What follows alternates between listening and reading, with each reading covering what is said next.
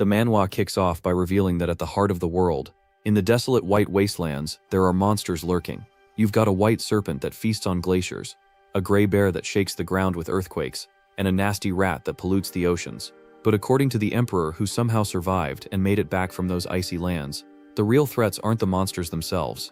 In the white wasteland, a massive shockwave shakes the ground as a woman lands a powerful stomp on a beast. Nearby, a brawny guy tears another monster apart, while another warrior slices through the creatures with his weapon. These folks are barbarians, and our protagonist is one of them. He can't help but wonder how much longer he has to put up with these ignorant brutes. The woman with a completely straight face asks him what ignorant means and if it's something she can eat. He brushes her off, telling her to forget it. The two barbarians then start munching on the monster they just killed, leaving our MC in shock since he specifically told them not to eat monsters. He asks if these two idiots are trying to get themselves killed. Growing frustrated, he points out that it's been less than a week and they've already devoured all their food supplies. But these fools, thinking he's praising them, smile and say it was a noble challenge. Suddenly, one of them starts reacting violently to the monster meat they just ate, because it's poisonous. The woman calls him Greta and starts slapping him repeatedly, urging him to wake up. Watching this unfold, our MC sighs, realizing this isn't what he envisioned when he wished to be reincarnated in a fantasy world. He explains that he quit his job and set off on an adventure, managing to climb the tallest mountain on Earth. He reached the very spot that's considered the center of the planet, and even made it to the southernmost point of the globe, but of course nothing ever happened. Reality turned out to be the farthest thing from fantasy, and every night he found himself praying to be reborn into a fantastical realm. Then, one day, that prayer was finally answered. Meanwhile, in a snowy landscape, a carriage and a group of men were escorting someone across the frozen terrain. One of the men was struggling, shivering from the cold. The captain urged him to wrap himself up tighter if he wanted to avoid freezing to death. Another man chimed in, saying that no matter how tempting the reward was, crossing this snowfield was sheer madness. The captain snapped back, reminding them that they all agreed to this before taking the job. The man acknowledged their agreement but pointed out that they never anticipated it would be this brutal. Inside the carriage, a butler clicked his tongue at the mercenaries' complaints. He turned to the young mistress he served, asking if she was all right. She replied that she was fine, introducing herself as Mylena from the Akasha household. Suddenly, they heard one of the mercenaries grumbling about the cold, which irritated the butler, who called them ill-mannered brutes. However, Mylena interjected, saying they shouldn't be labeled that way, since they were the only ones willing to guide them through the snowfield. With a concerned look, Mylena wondered if they should invite the men inside the carriage, as they appeared on the verge of freezing. The butler disagreed, reminding her that she was well aware of the dangers lurking in this snowfield, and they couldn't let their guard down.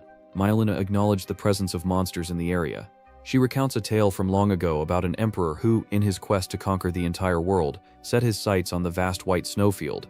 He gathered countless warriors and soldiers, even daring to venture into the snowfield himself. But years later, when the empire had crumbled and was forgotten, the emperor returned alone.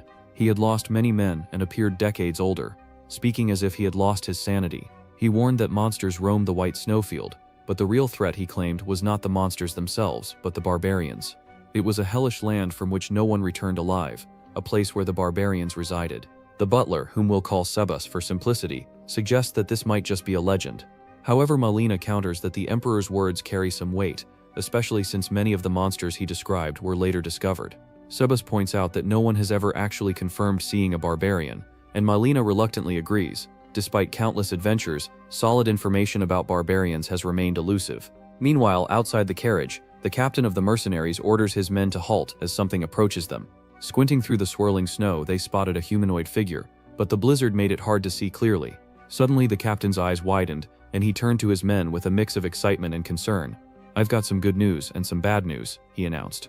One of his men, puzzled, asked what he meant. The captain explained, "The good news is that the creature is small, but the bad news, it's heading straight for us." The men exchanged shocked glances, and as the captain reached for his weapon, he was taken aback to realize the creature was human. But as he looked closer, the unique clothing and the powerful aura surrounding the figure made it clear this was no ordinary person. It was a barbarian. They stood frozen as the barbarian, our protagonist, approached. With a casual demeanor, he explained that he had come out for a stroll, tired of the foolishness of his fellow barbarians, and hadn't expected to encounter outsiders in the snow. With a friendly smile, he introduced himself as Ketal the Barbarian. Glancing at the carriage, Ketal wondered if they were merchants, quickly deducing that the men were mercenaries guarding them. This revelation left the mercenaries a bit stunned, but they confirmed his guess. Ketal then suggested they turn back, but he added that he knew they probably wouldn't listen. The mercenaries tensed up at his words, but Katal inquired if their employer was inside the attractive carriage. The captain was momentarily taken aback, but Katal quickly added that he was also looking for work. The already wary mercenaries questioned what he meant, but Katal simply asked what was unclear about his offer. He was willing to help them navigate the treacherous snowfield. Deep down, the captain of the mercenaries was wondering why a legendary barbarian would want to work as a mercenary. He couldn't shake the feeling that there was more to this situation. He asked Katal if he truly had no intention of harming them, to which Katal casually replied that if that were the case, they would already be dead. This left the mercenaries in a state of shock, fully aware of the truth in his words. The captain then turned to knock on the carriage, asking if Malina had heard what the barbarian said. She confirmed that she had. The captain explained that the barbarian wanted to be hired as a mercenary, and asked for her thoughts on the matter. Malina wondered what would happen if they decided to fight him, but the captain advised against it, saying he wouldn't recommend that course of action. Understanding his point, Malina decided they should inform the barbarian that she accepted his offer. The captain relayed this to Katal, who responded with enthusiasm and began walking toward them, putting the mercenaries on high alert. Katal reassured the captain that he didn't need to be so afraid, as they were just employees, and he needed to speak face-to-face with their employer. The captain warned Katal not to pull any funny business, but Katal promised he would keep that in mind. As he approached the carriage, one of the mercenaries asked their captain if it was really wise to let this barbarian meet their employer like this. The captain replied that their employer was the one who approved it. Another mercenary pointed out that, regardless, they were still mercenaries and should at least try to stop him. The captain silenced them, explaining that the sheer aura radiating from Katal was so intense that they would be killed instantly. Meanwhile, inside the carriage, Sebas is having a mini meltdown, insisting that this whole situation is way too dangerous. Mylina, trying to keep her cool, tells him to relax. Just then, Katala shows up and asks if he can join them inside. Mylina feels a bit uneasy, but ultimately invites him in. As Katala squeezes into the cramped space, it's clear that his size is a tight fit, causing Sebas to squish himself into a corner. Katala reassures him, saying he means no harm, but Sebas can't shake the feeling that he's not being truthful. Meanwhile, Mylina is in awe, realizing that the legendary barbarian is right in front of her. She greets him, saying it's nice to meet him, and Katala responds in kind. Katala then comments on how warm it is inside the carriage, which is quite impressive given the snowy landscape outside. Mylina explains that they're using magic to keep the warmth, and Katala nods, saying he figured as much since they're in a fantasy world. Mylina is curious about his comment, but Katala quickly shifts the conversation, expressing his concern about their journey across the snowfield. He warns that it's incredibly dangerous, and that their chances of making it through with their current mercenaries are slim. He offers to protect them, but adds that he has a condition, which catches both Mylina and Sebas off guard. Mylina asks what this condition is, eager to comply, and Katal reveals that he wants knowledge about the world beyond the snowfield. He's essentially asking for all the information Mylina can share about what lies outside. Surprised, Mylina wonders if that's really all he wants, and Katal confirms it.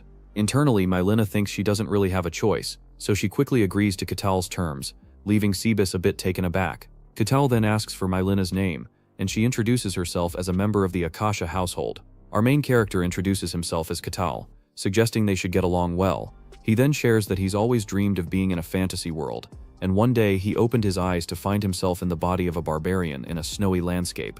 He barely has a moment to process what's happening, before he's hit with the biting cold and the sight of terrifyingly strong monsters. The barbarians around him are leading their tribe, hunting for survival in this harsh landscape, but time seems to slip away from him. For countless years he's been trying to escape this dreadful snowfield, but an unknown force in the form of a system window keeps him trapped, demanding that he complete certain quests before he can leave. Just when he's about to give up hope, he encounters a group of people from the world beyond the snow, and that's when it hits him. Outside this frigid prison lies the fantasy and magic he's always yearned for. From that moment on, he shifts from mere survival to actively pursuing the system quests, which involve hunting monsters within a set time limit. One by one, he takes down these creatures, all driven by the singular goal of escaping the snowfield. Katal, our protagonist, realizes that while he desperately wants to leave, understanding the outside world is equally crucial. Unfortunately, most of the people he's met so far either panic and draw their swords, or act completely irrational. However, with this new group led by Mylina, the conversation flows more smoothly.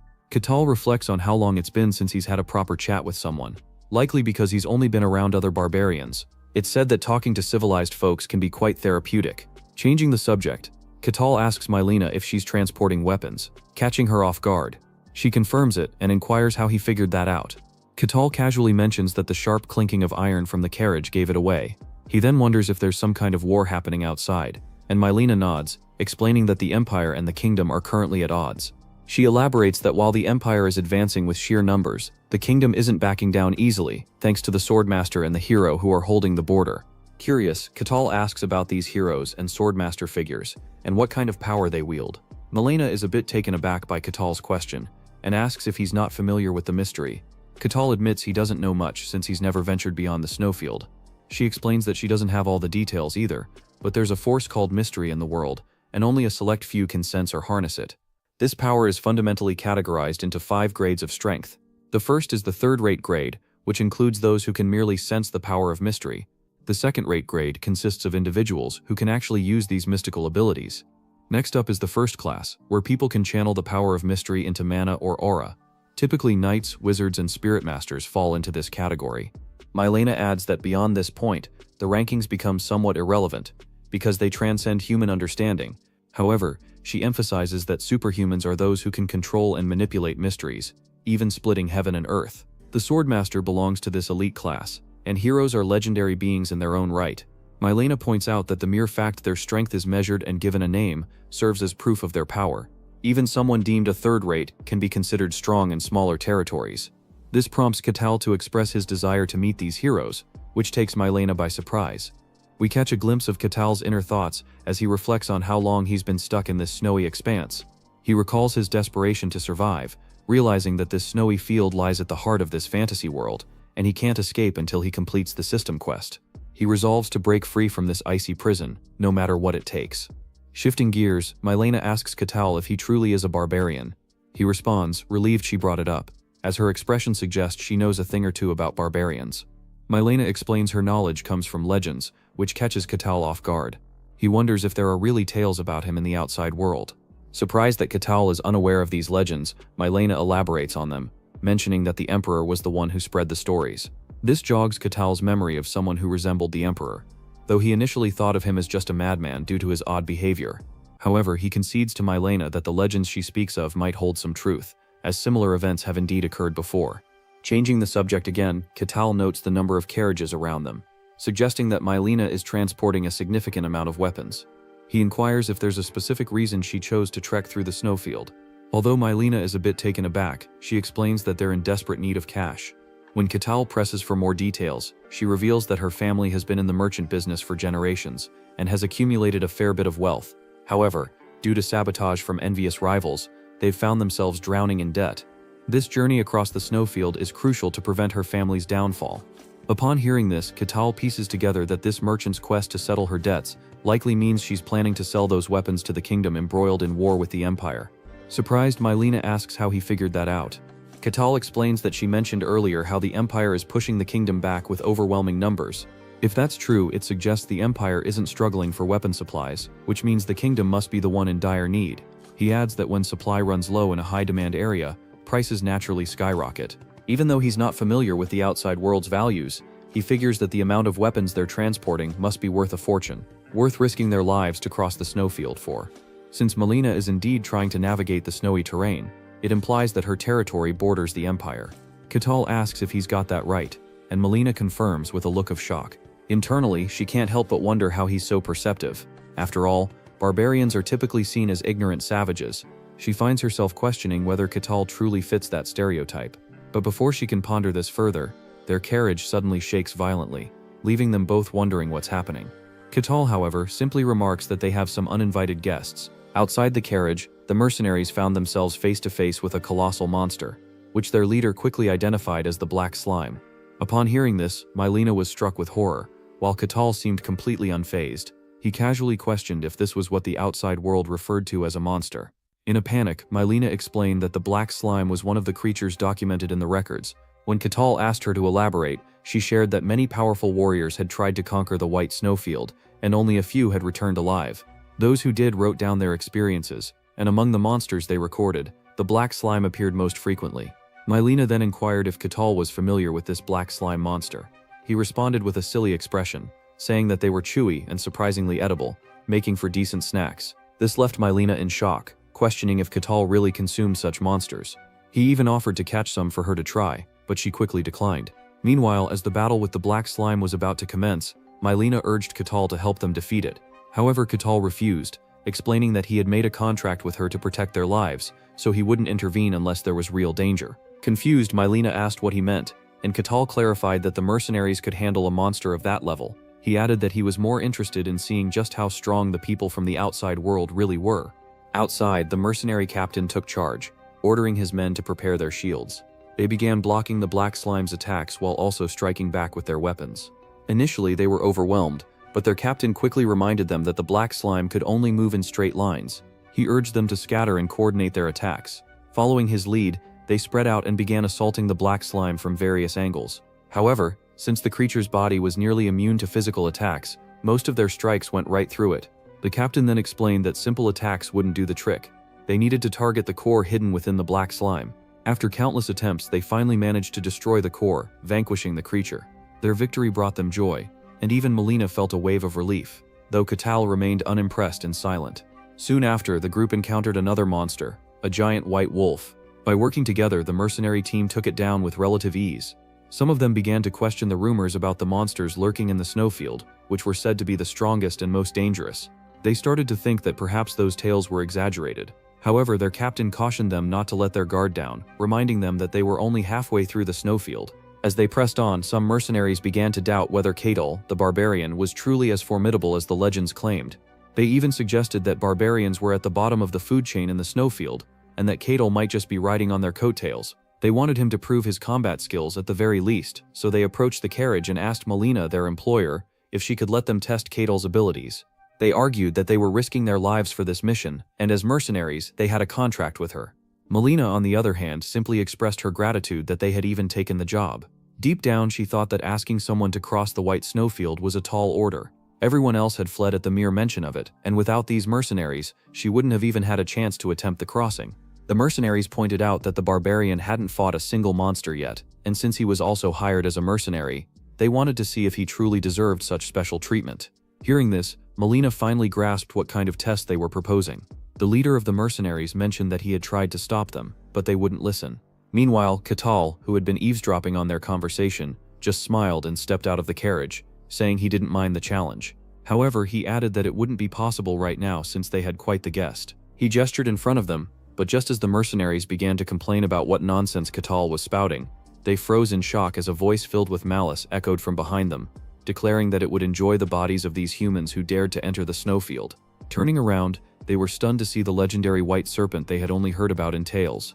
The mere presence of the white serpent sent a chill down Mylena's spine and left the mercenaries frozen in their tracks. Sensing the tension, Katal stepped forward, warning the serpent to back off since these humans were his guests. The white serpent, noticing Katal, sneered and questioned why a barbarian was so far from home. It reminded him of the laws of the snowfield: stray too far from your territory, and you become fair game. Katal, trying to assert his dominance, told the serpent that this was none of its business. This only fueled the serpent's rage, and it unleashed its icy aura, demanding to know how a mere barbarian dared to give it orders, especially one who had been promised immortality. As the serpent lunged to attack, Katal braced himself, ready to fight back. He believed this white serpent needed a lesson in respect. With a powerful punch, he struck the serpent's body, causing it to cry out in pain. The shockwave from the blow was so intense that the mercenaries struggled to stay on their feet. Even Mylena and Sabas found it hard to shield themselves from the force. In one swift move, Katal knocked the white serpent down, convinced that it only understood authority after a good beating. Mylena called out to Katal, concern lacing her voice, but he reassured her that he would handle the situation quickly. With determination, Katal leaped toward the white serpent, his aura flaring, and delivered a punch that felt like a nuclear explosion. It was hard to tell if he had killed the serpent or simply vaporized it. Once the threat was neutralized, the mercenaries quickly apologized to Katal, admitting they had made a grave mistake in doubting his strength.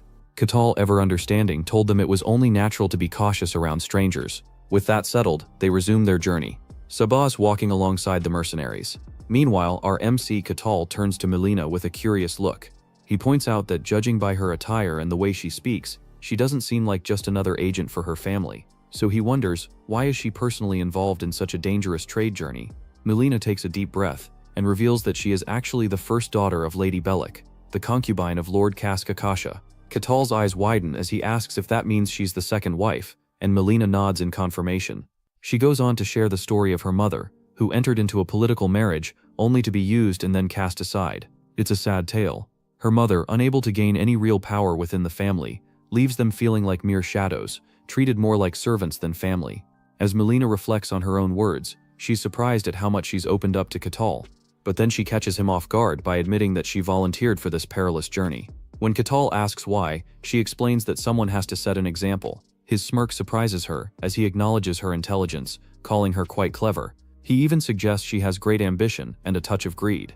Just as Melina is about to respond, they hear the murmurs of the mercenaries outside, announcing that they've finally reached the end of the white snowfield. Before they part ways, Kettle inquires about their plans for the return trip.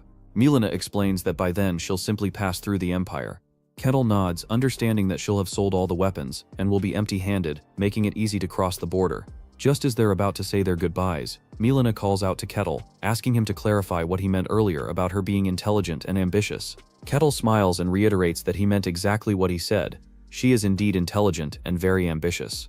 Noticing that Melina seems a bit puzzled, he elaborates that her family was once highly respected but is now on the verge of collapse due to financial struggles. Even though she's the daughter of a concubine, if she wants to secure a future for her family, she needs to take bold steps. Who else in her family would they trust to lead them through this crisis? Kettle points out that her goal seems to be to take control of the family, and he asks if he's wrong in thinking that.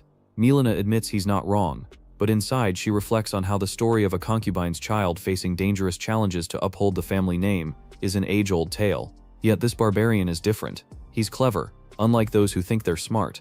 Plus, his strength is impressive. He defeated the white snake like it was nothing. If only she could harness such power for herself, she could make things happen. She quickly tries to recruit Kettle, asking if he's ever thought about leaving the snowfields to join her. However, Kettle politely declines for now, as he still has matters to attend to in the snowfields. Melina then decides to give Kettle her family crest, explaining that if he ever finds himself in the outside world and seeks out the Akasha family, he should show them the crest. Kettle accepts it, saying he'll gladly take it as a gift. With that, Sabus thanks Kettle for his help, while Melina expresses her hope that they'll meet again someday. And with that, Melina and our barbarian protagonist finally part ways. The story then jumps 5 years ahead to the White Snowfield, where our MC has finally completed all the tasks set by the system. He's officially completed 784 quests, and as a reward the system tells him he's now free to leave the snowfields. With a smile lighting up his face, our hero takes his first steps into the fantasy world he's always dreamed of. As he steps outside, Kettle pauses to soak in the scenery, the fresh smell of grass, and the beauty of everything he missed while stuck in the snowfields. Turning back, he curses the white expanse, vowing never to return. This was a fantasy world, a place he had longed for, a place he thought was out of reach. But now that he's survived the snowfields, Kettle is determined to embrace this new world, filled with dragons, elves, magic, and swords. He reflects that if it weren't for his desire to escape, he might have perished long ago in that frozen hell, where mere survival instincts weren't enough to keep anyone alive. As he gazes into the forest ahead, Kettle senses something, people gathering nearby. The thought of finally encountering a civilized village brings a smile to his face. He remembers trying to communicate with the barbarians in the snowfields about the need for shelters, but those ignorant souls who only knew how to dig into the snow for warmth just blinked at him in confusion. He can't help but miss a well-organized human village. As he sets off, he starts to ponder what a proper greeting should be for the villagers.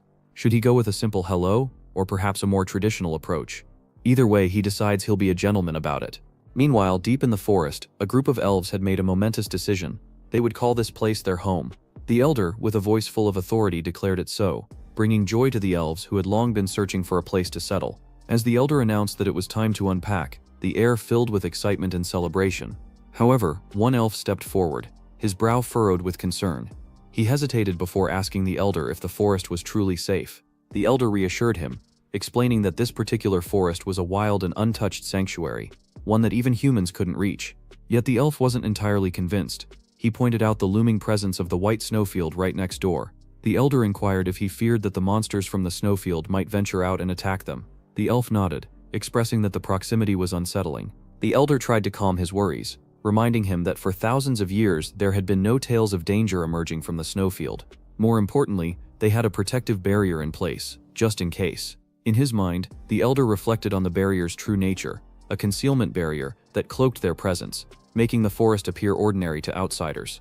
After months of careful planning, they had finally managed to implement an ancient elven technique. As long as the barrier stood, no intruder could reach them. Even if the snowfield's monsters did emerge, they had their queen to protect them. The elder confidently stated that no matter how fearsome the creatures from the snowfield might be, they would never defeat their queen. But as if to playfully mock the elder's words, our protagonist Catal breezes through the barrier with surprising ease. Even he is taken aback. feeling as though he's torn through something intangible. Shaking off the moment, he presses deeper into the forest, wondering just how far he needs to go to find the village. Suddenly something catches his eye. Upon closer inspection, he discovers an elf child. For Katal, who has always dreamed of a fantasy world, seeing an elf right in front of him is nothing short of enchanting. Elves are the first beings that come to mind when he thinks of fantasy, and he can't help but feel lucky to encounter one so soon. A warm smile spreads across his face as he feels grateful to be alive to witness this moment. Meanwhile, we catch a glimpse of the elf child's inner thoughts. She is terrified and confused, unsure of how she became separated from her parents. Just then, she notices a shadow looming over her.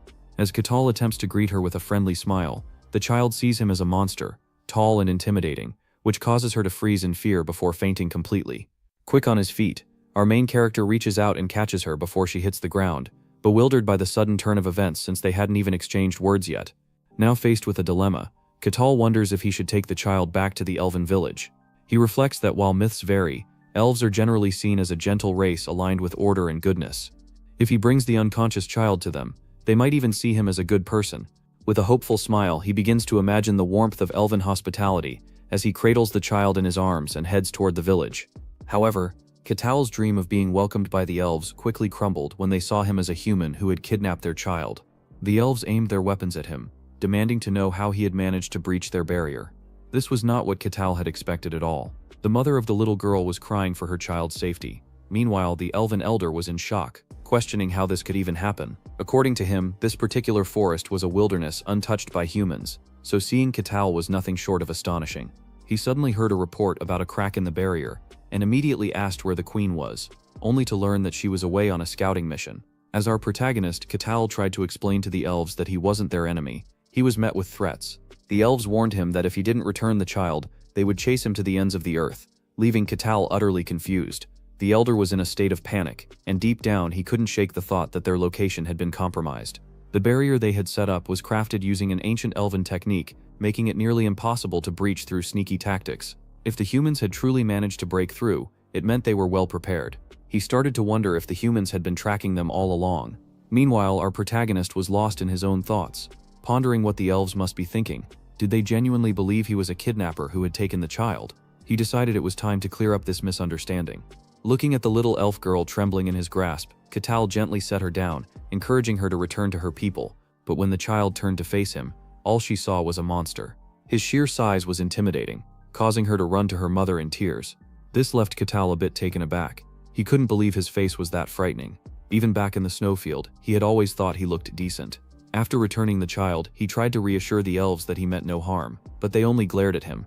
The elder then commanded that since the hostage had been released, they should all attack with their arrows. To Katal's shock, they began firing at him, leaving him to wonder if the elves could even hear him. As the arrows rained down, he started to think that elves were far more barbaric than he had imagined. Traditionally, myths portray elves as gentle beings who cherish nature and seek peace. But this experience shattered that illusion for him. He realized that since elves live in nature, which is all about survival of the fittest, he should have expected this behavior. As he was lost in thought, the arrows that the elves shot at him simply bounced off his body. They were just too weak. Meanwhile, the elves were convinced that our boy was wielding some sort of artifact, which meant there was a limit to how long he could use it. They kept attacking, but Kettle, who was trying to think of a way to de-escalate the situation, suddenly clapped his hands together. The force of that single clap was so powerful, it resembled a bomb going off. The elves were left in shock as they witnessed a massive updraft of wind that looked like a tornado. They were flung into the air before they even had a chance to process what was happening. The explosion was visible from a distance, and it was clear that Kettle was a force to be reckoned with. The elder, who had been so confident just moments before, was now trembling in fear. Kettle attempted to reassure the elder that he wasn't their enemy, but as he surveyed the destruction of the forest, he realized he had lost control of his strength. Before he could explain further, a flaming arrow, resembling a firebird, struck him, resulting in a massive explosion that engulfed him. While this explosion wasn't quite on the same level as Kettle's earlier display, the elder's expression made it clear that their queen had arrived. The Elven Queen. She was introduced as Marcelia Jesus Garcia, the queen of the Leaf Clan. Immediately, she demanded to know what was happening, to which the elder shouted that a human had attacked them. Upon hearing this, the queen's fury ignited as she lamented that even this forest wasn't safe. Our protagonist, emerging unscathed from the attack, asked the elf queen to hear him out. The sight of him completely unharmed left the queen in shock, while the elder was even more astonished, questioning how a human could withstand the queen's attack and remain fine.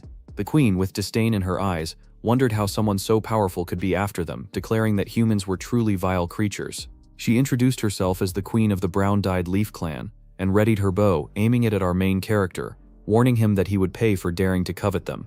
Meanwhile, our protagonist, Kestel, was left dumbfounded.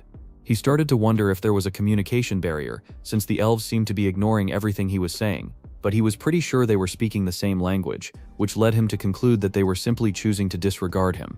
He recalled a lesson he learned in the White Snowfield: people only listen after you give them a little wake-up call.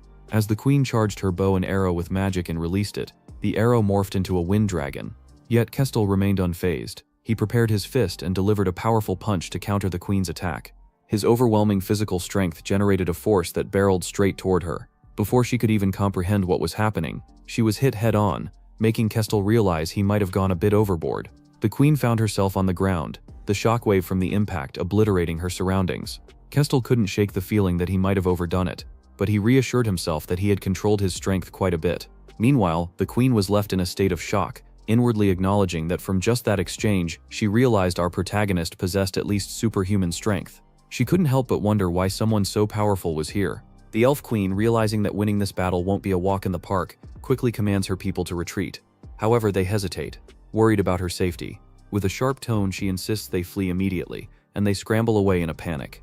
Turning to our main character, she acknowledges his strength, admitting he's formidable, but warns him that he won't achieve his goals today. This leaves our protagonist utterly confused. All he wants is to communicate, yet they keep misinterpreting his intentions. As the Elf Queen begins to chant and gather her mana, she prepares to summon her spirit animal. Suddenly, a massive fireball ignites in the sky, and a giant bull engulfed in flames appears out of thin air. She names this powerful creature Fiego. Our MC can't contain his excitement at witnessing an actual summoning. He reflects on the terrifying monsters he encountered in the snowfield, some of which were fantastical, while others were just plain scary. Compared to those, this majestic bull with its flaming horns is a sight to behold. He thinks to himself that this is exactly what a spirit beast in a fantasy world should look like, and he's genuinely thrilled. But then the Elf Queen commands her summoned beast to obliterate the enemy before her, none other than our protagonist. Fiego, the supreme fire spirit, lets out a sigh, expressing its annoyance at the situation and its dislike for contracts. The Elf Queen tells it to stop complaining, explaining that Fiego's horns are imbued with pure flames, making it incredibly powerful. The older and prouder a spirit beast is, the stronger it becomes. Typically, summoning such a powerful creature would be beyond her capabilities, but with the assistance of another elven clan, she barely managed to form a contract with it. Deep down, she never thought she'd summon it like this, but she has no other option. She commands Fiego to fulfill its contract and eliminate the human in front of them. As Fiego looks at the human it's meant to kill, it starts to question whether our main character is truly human. To Fiego, he appears more like a savage beast than a person.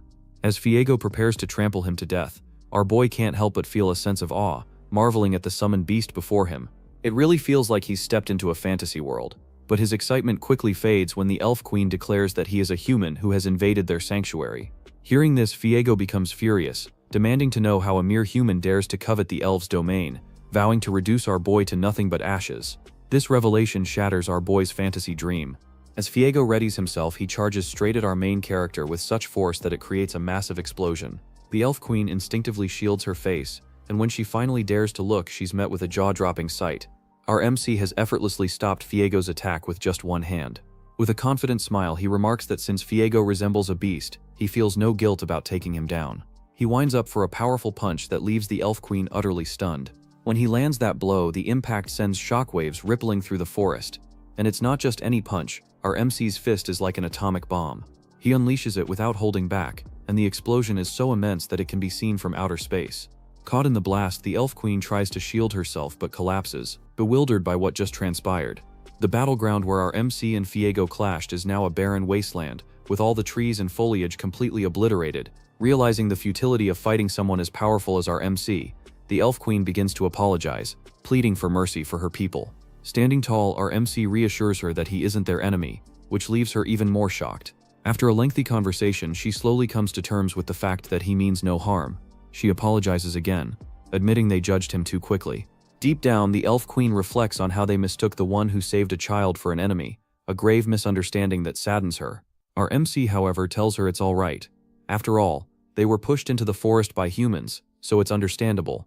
Still, he adds that it's a bit disheartening, They didn't even give him a chance to explain. The elf queen then asked again if he really wasn't one of the humans pursuing them, to which he confirmed, saying it was his first time seeing an elf since there were none in the white snowfields. This surprised the elf queen, and our MC introduced himself as the Ashen Barbarian of the white snowfield, a name given to him by outsiders. The elf queen, a bit confused, remarked that she thought humans couldn't survive in the snowfield, but he clarified that he was a barbarian, not a human. Moving on, she inquired if other beings or monsters could emerge from the white snowfield like him. He replied that he wasn't sure but didn't think it was likely, explaining that even powerful beings like the white serpent had to follow certain laws there, and for some reason he was the only one who managed to escape through the system quests, making it a rare exception. Hearing this, the elf queen sighed in relief. Meanwhile, our boy asked if her summoned beast was okay, since he had basically split it in half. The elf queen reassured him not to worry, explaining that summoned beasts, like spirits, are part of nature and simply return to the spirit realm when unsummoned. Rising to her feet, the elf queen acknowledged that she had unintentionally offended him, and asked if there was anything he wished for as compensation, promising to grant it. But being a bit clueless, our boy asks if it's possible for someone like him to form a contract with a spirit beast, since they look really cool. The elf queen gently explains that it's pretty unlikely. She mentions that while some humans are in tune with nature and can form contracts with spirits, it's still a rare feat. However, she encourages him that if he truly wants to try, he should head to Elfo Sagrado. Elfo Sagrado is where the elf gods reside, and it's considered the sacred land of all elves. If there's any place where making a contract could happen, it would be there. Hearing this, our otaku protagonist lights up with excitement, and immediately asks if a human like him can actually visit the sacred land of the elves. The elf queen explains that normally it wouldn't be possible, but with her recommendation it should work out. She even offers to give him the exact location of Sagrado, but insists he keep it a secret. As she gathers her mana in her palm, she thinks to herself that Elfo Sagrado is a dream destination for anyone studying elves. But for the elves who are wary of human intrusion, it's a dangerous place. To protect this land, which is more precious than life itself, elves never share its location with outsiders. Still, she expresses her desire to believe in our MC. A crystallized mana forms in her hand, and she tells him to take it with him. Our boy, raised with good manners from a civilized world, graciously accepts it. The elf queen adds that if he gets close to the sacred land, the elven god will test him, but she's confident he'll be just fine. Finally, they introduce themselves, with the queen sharing her name as Marcelia Jesus Garcia, while our MC introduces himself as Catal the Barbarian. With the formalities out of the way, our force of nature, the MC, sets off toward the nearby human territory. The problem is, he's such a force of nature that when he runs and jumps around like the Hulk, it causes minor earthquakes, sending the guards protecting the human territory into a panic. This human territory is the Balkan region in the Kingdom of Gehent. The captain of the guard immediately shouts for everyone to ring the bell and summon all the guards as our boy makes his grand entrance. Upon witnessing his impressive stride, they freeze in fear. Catal raises a hand in greeting. "You the guards here?" The men tighten their grips on their weapons, exchanging wary glances. One of them whispers, "Is he the source of that noise?" Another's eyes widen as he takes in Catal's gray hair and the scar across his chest. "That's the Ashen Barbarian." As Catal steps forward, they level their weapons. "Don't come any closer, or we attack." Calmly, he replies, "I'm not your enemy. Let's just talk." One of the guards swallows hard. Then, "What do you want from us?" Catal raised his hand and pointed toward the city gate. The nearest guard frowned. "What's that supposed to mean? Are you pointing at the entrance?" "I want to visit your territory," Catal said plainly. The guard's jaw dropped. "You what?" Later, in a modest but well-guarded room, the guard captain studied Catal across the table.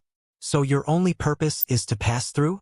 "If possible, I'd like to stay for a while," Catal replied. "Not sure how long." The captain tapped the table. "Name?" "Catal." "Any proof of identity? Or someone who can vouch for you?"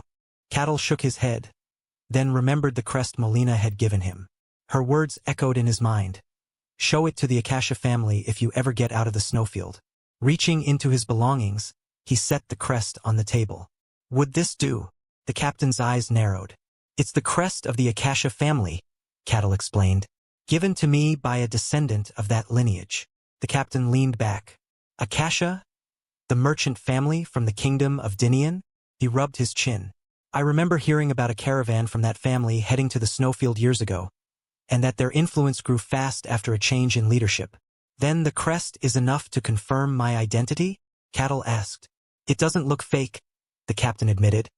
"But it's not from our kingdom." so I can't confirm it completely. After a moment's thought, he added, Still, it's useful. I'll allow you to enter on one condition. Cattle raised an eyebrow. Which is? We've got 3 others with unconfirmed identities trying to enter. You'll form a team with them and clear a nearby dungeon to prove you're not a threat. Cattle smirked. That's easier than I expected. Don't get comfortable, the captain said, leaning forward. There's a second condition. After clearing the dungeon, you'll report all details of the operation to me. Cattle immediately understood. Clever. Make the unknowns watch each other, compare their reports, and see who slips up. The captain coughed, quickly changing the subject. By the way, are you really a barbarian? I am, Cattle replied without hesitation. The captain shook his head. I've never seen a barbarian like you. Always thought they were an ignorant race. He stood, ending the meeting. That's all. You leave immediately. Elsewhere, the waiting room.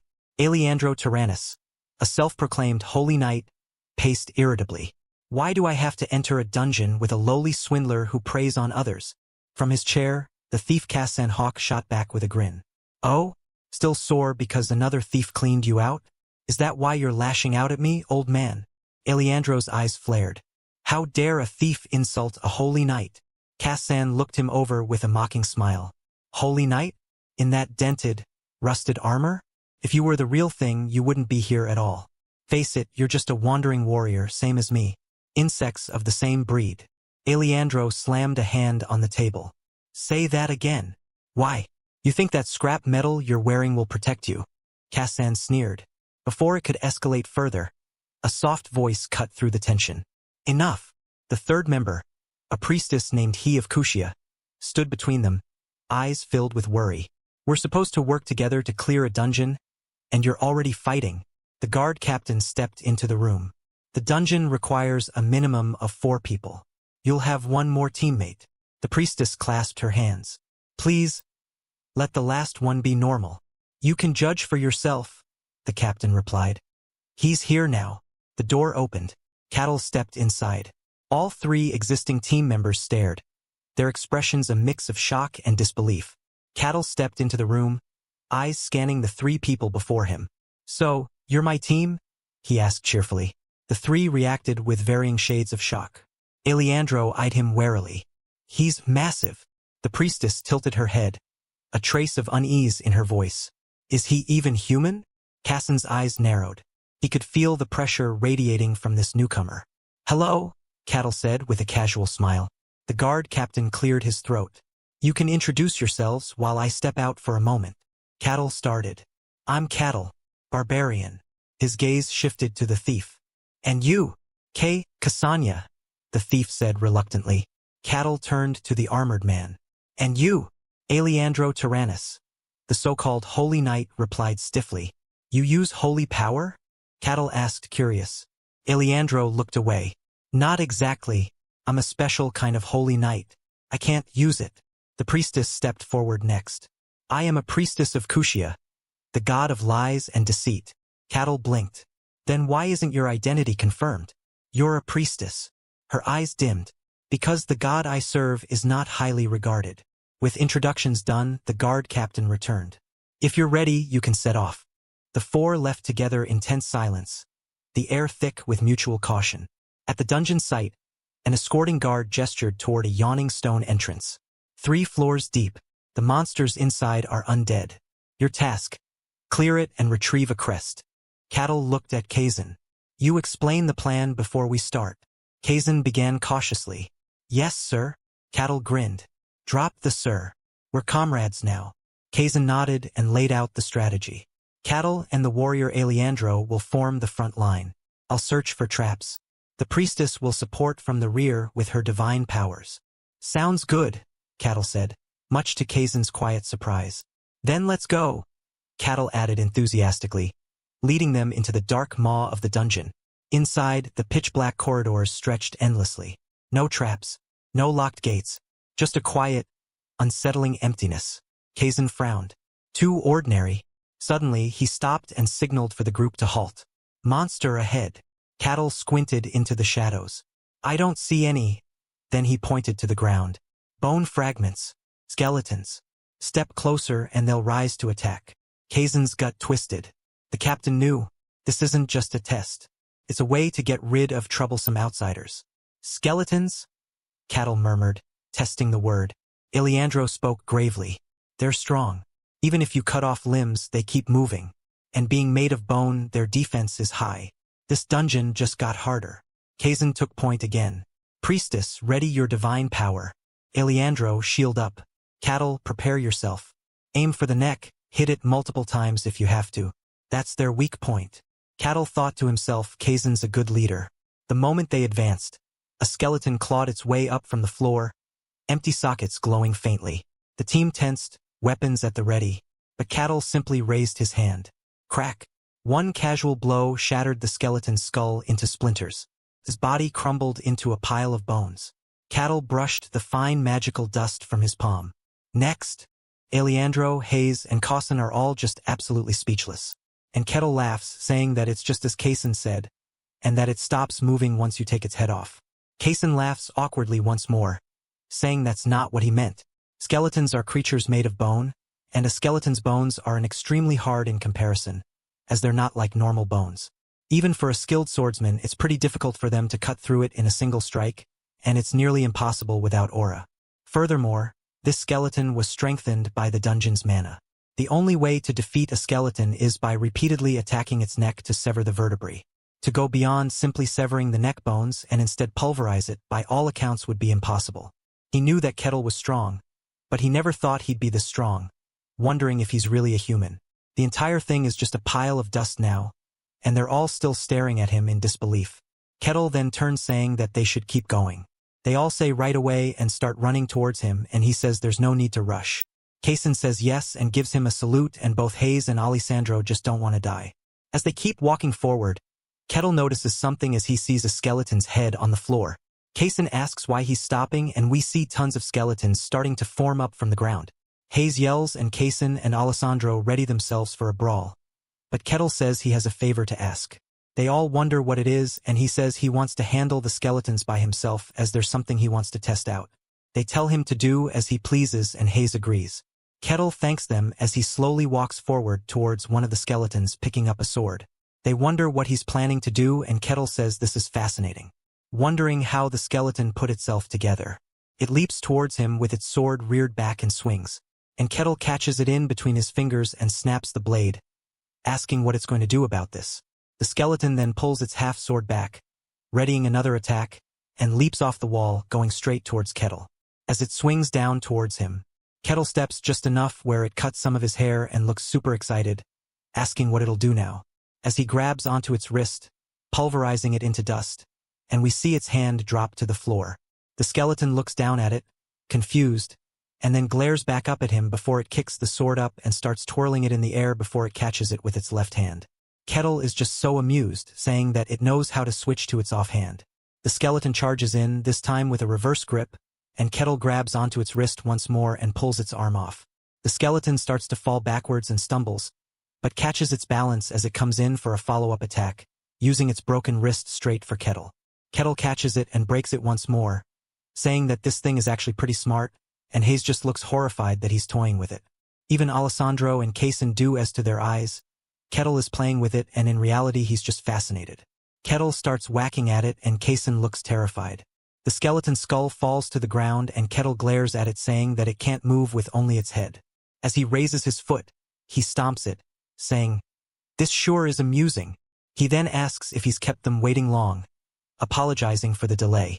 Kaizen says not at all, telling him to take his time. And Kettle thanks him. We then see him over another pile of dust, and he tells them that he's ready to head out once more. They all say yes sir and follow him closely behind. He then comes to a stop, and Kaizen says that this is where they need to go as it leads to the second floor. They start heading down the stairs, and Kaizen lets out a sigh, saying that it would be best if they took a brief rest. Kettle looks up at them and thinks about it, saying that would indeed be for the best. And Kaizen thanks him before bowing. We see Kettle sitting there and they rest, but they all just look super awkward. He says that he has something to ask in regards to this dungeon. Hayes asks what it is. Kettle says it's embarrassing, but his knowledge on dungeons is very insufficient. Hayes tells him that it's a virtue to have a desire to learn, and she's not terribly knowledgeable herself, but she can help. Kettle says he's grateful and she wonders what it is that he's curious about. Kettle says that this dungeon is located rather close to the territory and wonders if there are no issues with the dungeon and the monsters within. Hay says generally monsters don't venture outside the dungeon, although there are exceptions. Cases like that are identified and dealt with beforehand. Kasim clears his throat saying that dungeons are a natural phenomenon. Sometimes they appear as caves and other times as towers. The majority of dungeons manifest near densely populated areas. Kettle says that it makes sense now why it's here. Hayes tells him when a dungeon manifests, the local lord assesses the danger level and then outsiders like themselves, mercenaries, or guards are dispatched to clear it. Kettle says that's interesting, asking if they do not manifest inside the territory. Hayes says that's correct, and they always appear at a distance. Kettle says he sees and asks if there is a reward for successful conquest of the dungeons. Hayes says that's correct, and there's usually a boss on the final floor and they will receive various rewards for defeating it. For a dungeon this size, the reward should be quite substantial. Kettle laughs, saying it's just like a game. She asks what he means, and he says that he was talking to himself. He has one more thing that he is curious about, and they tell him to ask. Kettle asks who it is that makes the dungeons. Hayes is confused, asking what he means. As dungeons occur naturally, no one creates them. Kettle says there are too many oddities for that to be the case. First, they manifest near populated areas as if demanding to be explored. They appear near settlements, tempting people with treasure. For a natural phenomenon, it feels far too deliberate. Hay says that now that he mentions it, it does make a lot of sense. That was such a given, she never even thought to question it. Even Kaysen says he never considered it or even doubted it. It was simply the natural order. They wonder how a barbarian is questioning the very truth of their world. As barbarians by all accounts are ignorant and savage people, all beings devoid of blood and tears. That much is known by everyone in the world. But if they go based off everything they know, then they can't say that this man is a typical barbarian. Kettle says it sure is interesting, and Ken snaps out of his thoughts. Kettle asks everyone if they have rested enough. They all sit up saying yes. Kettle says that if they are ready then they can depart once more. Hay says yes, and they start heading out. As they get deeper into the second floor, Kettle notices something as there's a chest on the ground, asking what it is. Kazan says that it's a treasure chest, one of the rewards of the maze, and he may have it, provided he can unlock it. But while that's easy for him to say, a chest of this quality, they would need a master rogue with proven lockpicking skills. A better rogue of that caliber wouldn't be in this dungeon. So they'll have to abandon the chest. Kettle asks Ken to unlock it, and Kaysen wonders why the hell he's asking him to do it. Kettle says that it's a treasure chest and he is a rogue. Kaysen says that is true, and before he can finish a sentence, Kettle says that it is the role of the rogue to handle treasure chests. Therefore, he is asking him to do it. Kaysen says that he's not wrong. But there is a problem. If he could actually do that, he wouldn't be in this situation to begin with. A bot feeder like him, who isn't even acknowledged by the guild, has no business knowing how to pick locks. But he can't just tell him the truth because Kettle's face looks so excited. And if he's honest, it will instantly turn into disappointment. He starts having a bad mental image of Kettle, calling him pathetic, and he recalls how he turned those skeletons into dust and doesn't want to end up like them. He's crying internally, but outside he says that he'll give it a shot and laughs awkwardly. We then see him trying, and he says that if he fails this, he's not going to get out of here alive. And Kettle says he finds this very curious. Kazan tells himself to remember the skills he saw while working as a porter for the others. It's not coming to his head, but he lights the fire, saying that he's going to have to risk his life and remember this. Bro's bloodline depends on this. Thanks for watching this manhwa recap. If you enjoyed it, make sure to like and subscribe for more content. See you in the next one!